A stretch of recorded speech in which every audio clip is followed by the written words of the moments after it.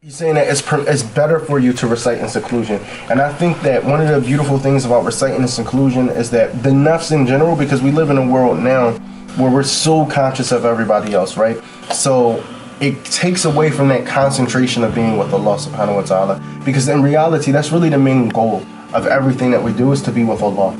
We're not reciting the Quran so that the people in the masjid can hear us. We're not reciting it to say, subconsciously sometimes we do things like, I want my wife to see that I'm reciting the Quran so she don't say that I'm a bad Muslim. You know what I'm saying? We all have these things in our nafs and our ego, and sometimes we don't pick up on it immediately. So the best thing to do to protect yourself, to protect your nafs, is to recite the Quran in seclusion and to really be with Allah and to really make intentions. I always tell people, before you recite the Quran or before you do any particular dhikr, or even before, as a student of knowledge, before you read a book, you should spend like maybe 10 minutes just making intentions.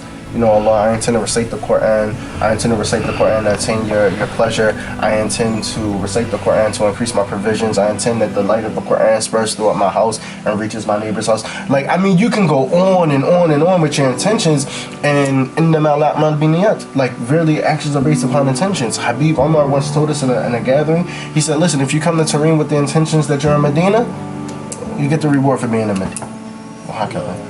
You know what I'm saying? So if you make intentions that the light of the Quran spreads and it becomes like a spiritual flood, and it pours into your neighbor's house, subhanAllah, you'll start to see, really, this is the minhaj of the Sahaba radiallahu ta'ala anhum. We really lost that minhaj, that, really calling people to Allah in creative ways. Because it's not just going to somebody and saying, you're a kafir, you eat pork, you need to become a Muslim.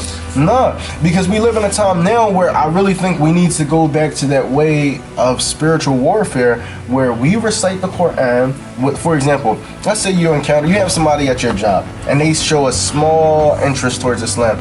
You should make it your business to recite Surah Yasin and donate the reward to them, or ask Allah subhanahu wa ta'ala through your recitation of Surah Yasin that they embrace